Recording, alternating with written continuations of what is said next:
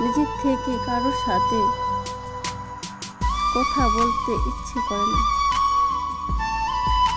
Facebook বা WhatsApp hi hello করতে তা বলে নয় যে খুব অহংকার হয়ে গেছে,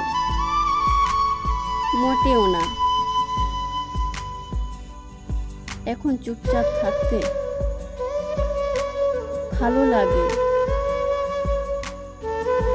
এখন আসলে একা বেঁচে থাকতে শিখে গেছে। তো হ্যালো বন্ধুরা, ভিডিওটা ভালো লাগলে একটা লাইক, শেয়ার, কমেন্ট অবশ্যই করবে।